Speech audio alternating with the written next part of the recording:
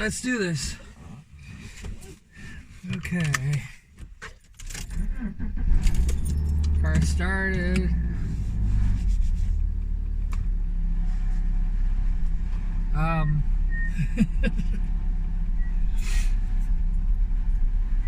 I don't know what it is.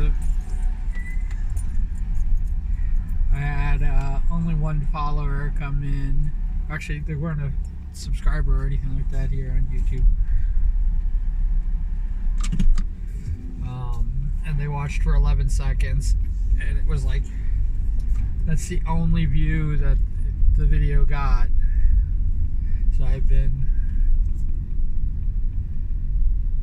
kind of, that's not good.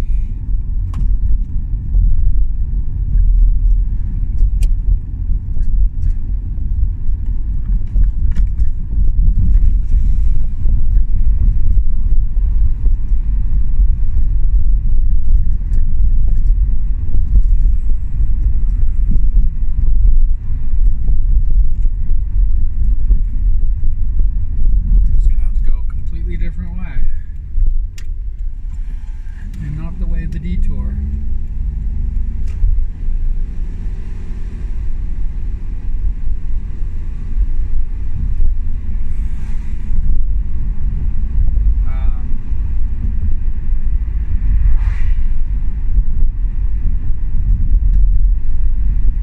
Alright, it's basically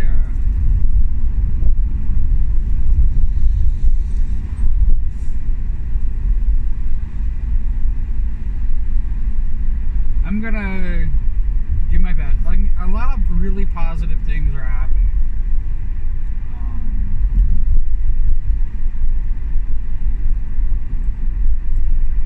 I have a few people who are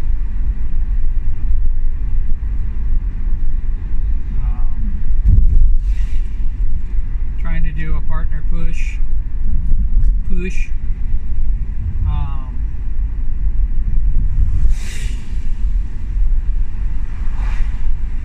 Twitch, and you know my feelings about Twitch, but I will never say never, but I will try not to ever diminish what somebody else is doing. We're here to lift each other up.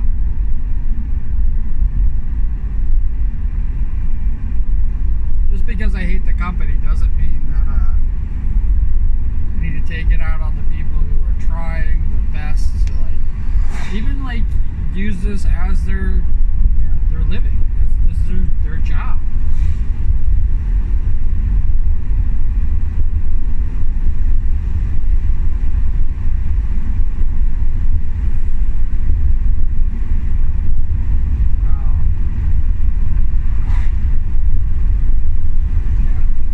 I still, just so you guys know, I still haven't given up on that.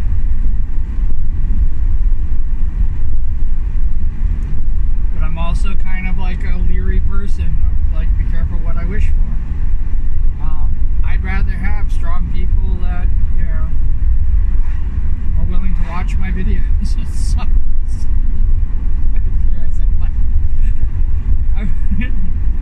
People with very strong constitutions that can suffer through my videos.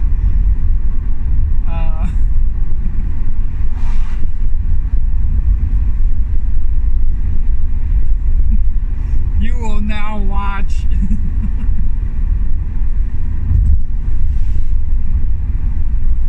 72 hours. Actually, I got more than that. You will now watch 250 hours of morning commute.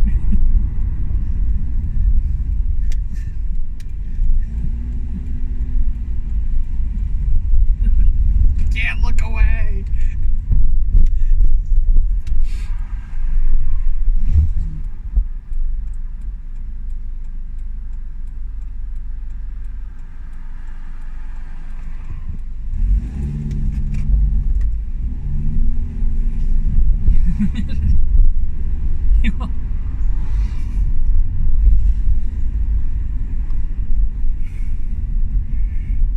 The thousands and thousands of stumbles and driving things that he talks about when he's trying to have a conversation with himself.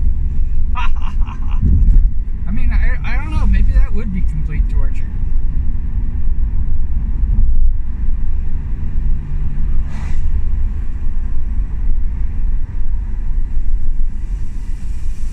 I mean, I definitely use these morning commutes as my I'm not around.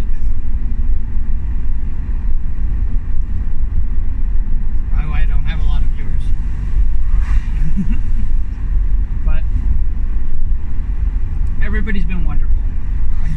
I have to say. And yeah, some people have said this isn't torture. So if it isn't, hey.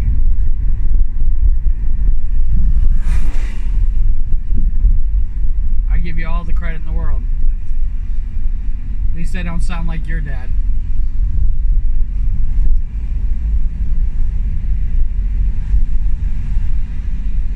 I think I have like a nasally. I think I talk nasally a little bit. There's a little nasally in there. Don't talk from my diaphragm. When I had singing lessons back in the day,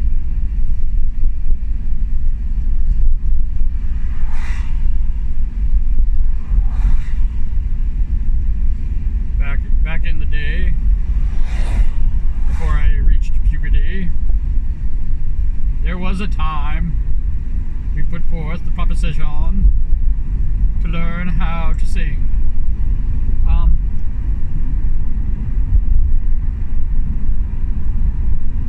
They always told me to speak from my diaphragm and do the la la luleli. But yeah, I think I have a little nasally in my voice. It's alright. It's my little nerd. There's my nerd coming out. Hey, I can duck like a nerd. I don't know.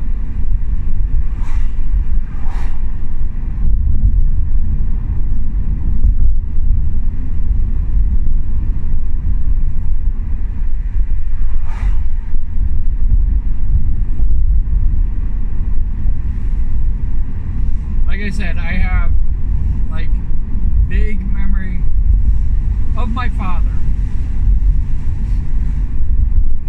I have a vague memory of his face, and I do have a picture of him, and the vague memory I have of his face looks nothing like his picture.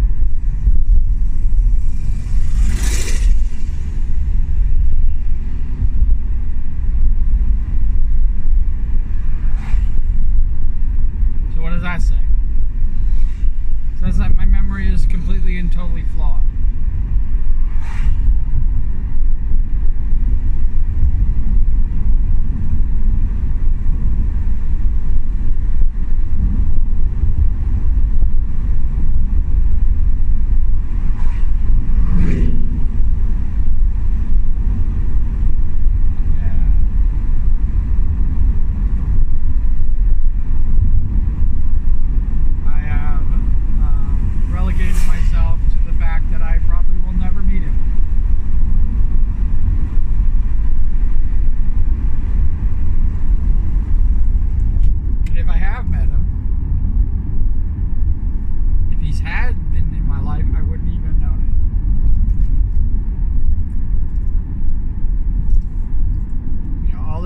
spent in Florida, I could have run into him a bunch of times.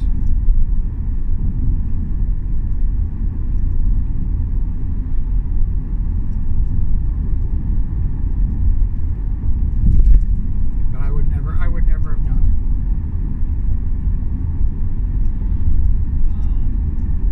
Because he's a stranger.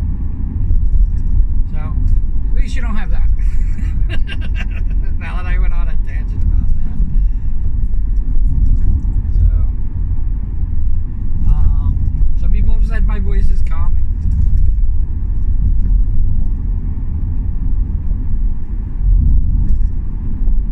And I kind of like that. I like the compliment. I definitely take that as a compliment.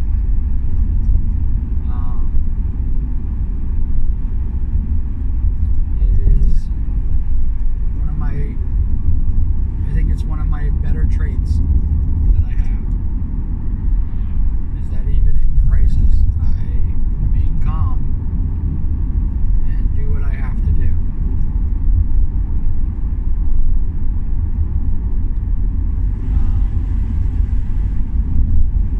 And so far, it's meant my survival.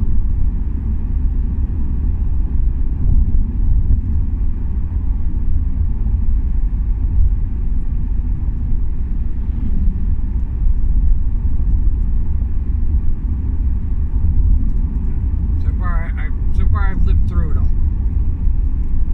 And so it's that methodology that I've had my entire life, and it might not even be a learned trait. It could just be my natural state.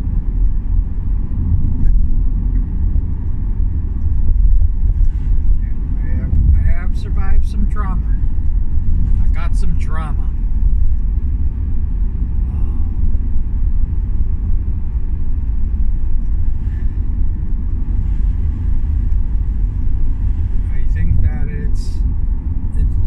That could also be one of the reasons why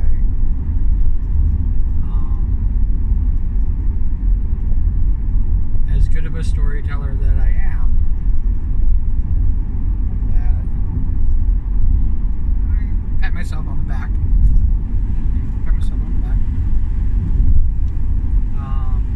As good of a storyteller as I am,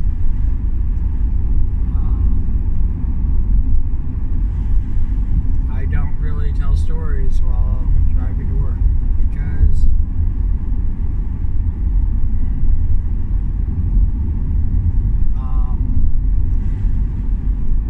I want to say that it's scary.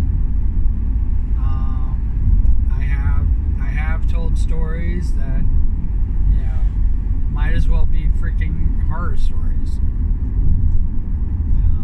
And fortunately for me, the way that I told them, nobody believed me. It's one of the secrets that I have as a storyteller.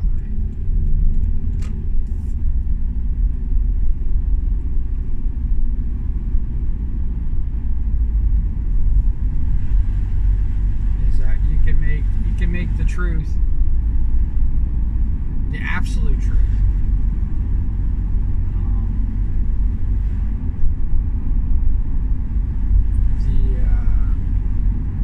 you can spin it in such a way that it's so unbelievable that people think it's just a good story, as opposed to what really happened. There even was a time when they loved my stories. They loved all the little crazy things that I said. And you know, one of the sad things about it is that when I talk about real things that have happened to me, it doesn't really fit in a timeline. Like I get dates wrong, I get things wrong. You know, I've had people tell me, you know, how does that work when you worked at Disney World for all those years? I didn't work at Disney World for even a year.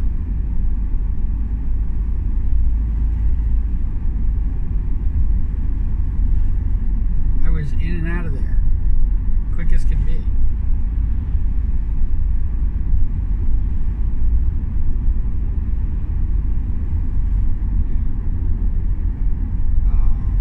Most jobs that I've had, I barely even get past my probationary period. Most of them. Some of them I didn't even make it. Some of them I didn't even make it to my probationary period. I mean, like when I was a video editor, editing movies and stuff like that. I left that job because it just wasn't a right. I loved the work. I am not afraid to work. I'm not afraid to put in the time. I'm not afraid to do a lot of things. But when people give me carte blanche to edit it how I see fit, I see things that some people don't. And one of the things about that is that I'll put in things that they don't really want to put in. I'll put in kind of the ugly.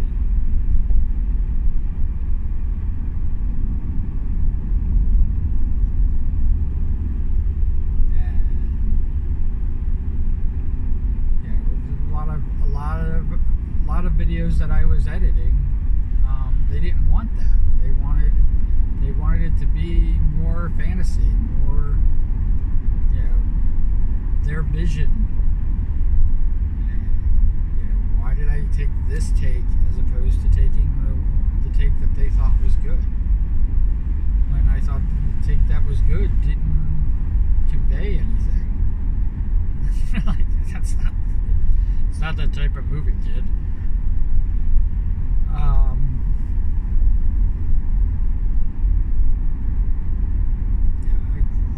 I didn't even make it.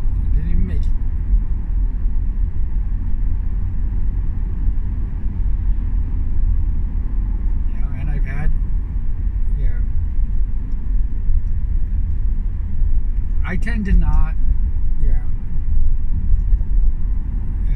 for those who haven't watched earlier videos, I have a helpful nature. It's my nature. That is one of the things that is, kind of like always been a part of who I am, even to a detriment. It's not always a good thing. In fact, my helpful nature rarely serves my own interest.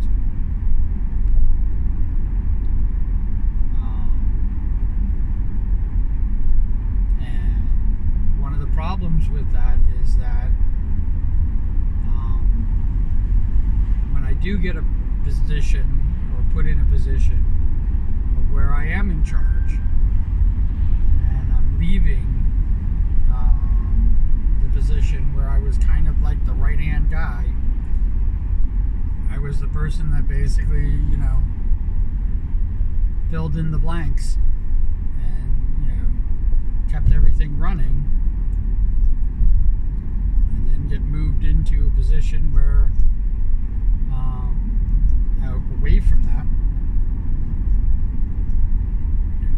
a rightful promotion, which that rarely even happens also, the jealousy and my flaws, because I always have flaws, get exaggerated. And I'll lose a job because of it.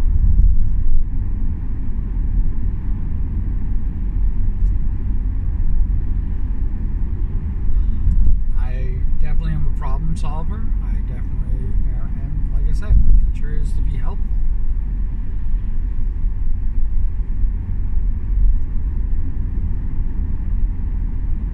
And one of the issues that has come up in the past is that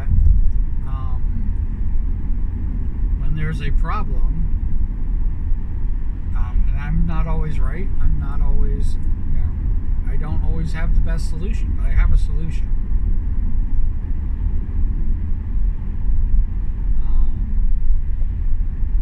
I'll use, Twitter, for example, or Facebook when I was on Facebook.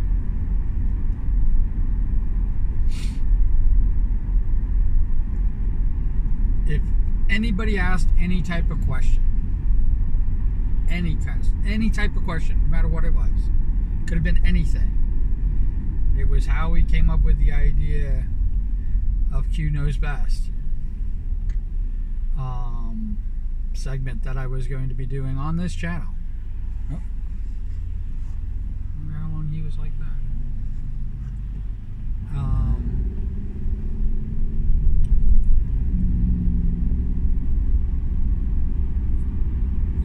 We were going to work in a Q Knows Best to go with the videos that we were going to be making. I was going to be producer.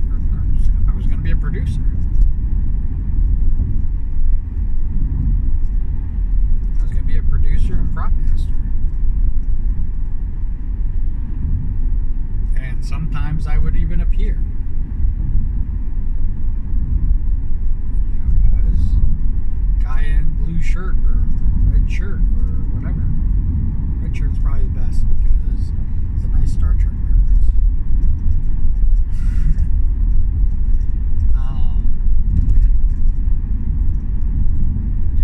Or I would be like, if they did a man on the street, I would be the guy I'd be the guy on the street. I would be the street. Or the man to talk to. And answer really crazy things. But one of the segments that I was going to have here on this channel was that people could just ask questions. I always put forth that idea. That's how I end all the videos. If you want to know something, if you want to see something, ask. I will see what I can do to, if I can't make it happen, I will tell you why. But I don't have any taboo topics. I don't have anything that I won't talk about. If you really want to know my religious views, I definitely have them. So if you want to know my political stances and why, I'm not a lifelong Democrat or liberal, or I'm not that.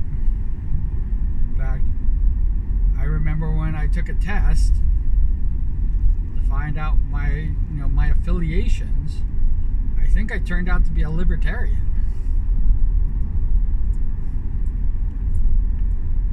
True libertarian, not this fake,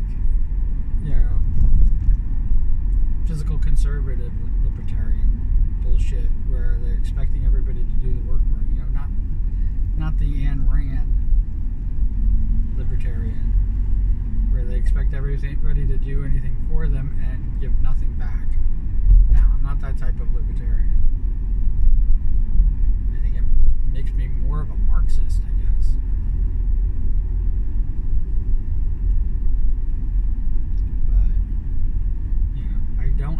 I don't have a stance.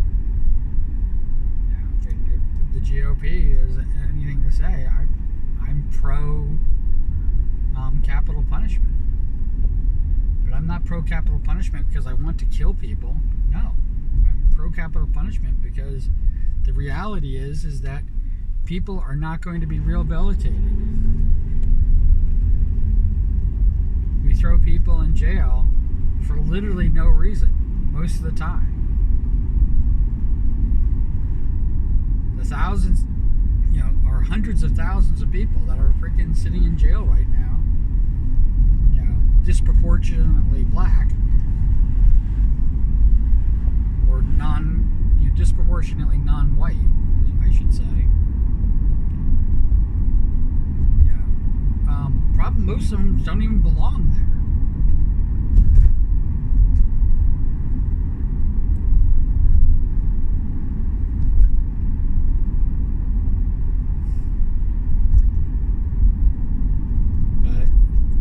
There is a death penalty with incarceration, and people, especially Democrats, don't see it. They like to lock people up and throw away the key. They think that solves the problem.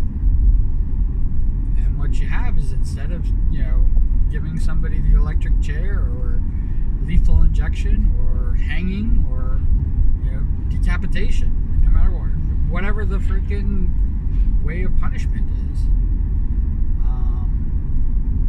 Instead of doing that, they'll just let them rot in jail, where they will cause taxpayer money.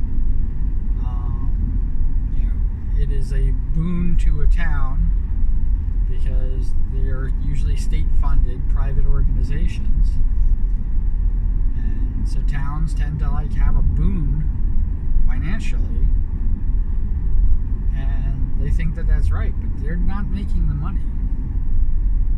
Private organizations making the money for crap food, crap conditions.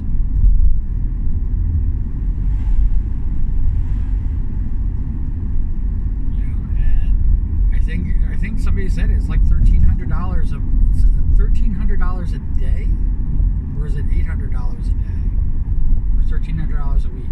I forgot how much it is to keep somebody incarcerated. I'll have to look that up. If you know it, you can write it in for me. I mean, it's there, and how much it costs, and the conditions that they put them in aren't worth that fucking money.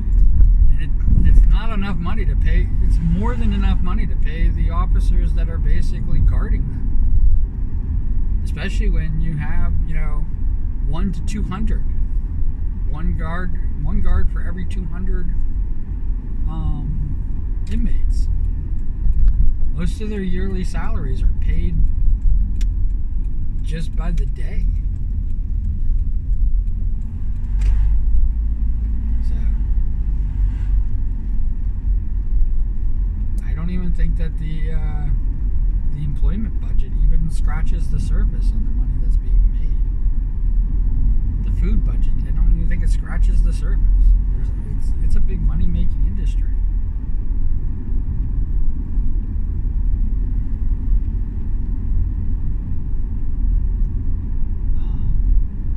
And I think that the best thing to do, it's how I feel about insurance companies.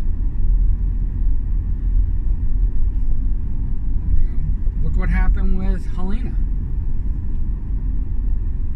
Instead of paying out, the insurance company dropped.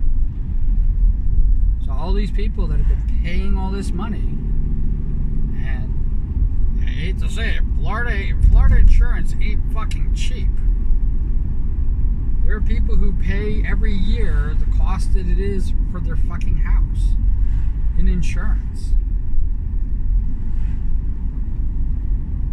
It would be cheaper not to have insurance and put that money in a fucking bank. But people don't realize, oh yeah, I could just buy a new house, rebuild the whole thing, just save that money up. Instead, they think that they have, flood insurance or, act of God insurance or whatever the fuck you want to call, when a hurricane blows your house down. And then they don't know if that money's going to actually be there. And for a lot of people in Florida, it's not. So then what do? They then turn to the government.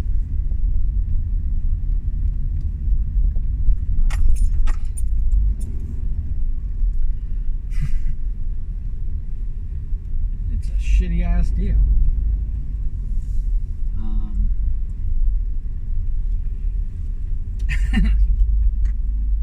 All right. A half hour's up. Wherever you are, whatever you're doing, I hope you're having a fantastic time. And as always, cool beans in the comments below. It doesn't have to be cool beans. This is what I was talking about earlier. You can ask a question. You can make a suggestion. I will respond to it. I will tell you why it will work, or why, or maybe I would want to try it. I don't know. We'll figure it out. But we will do it like this. What are you all messed up? All right. As always, take care.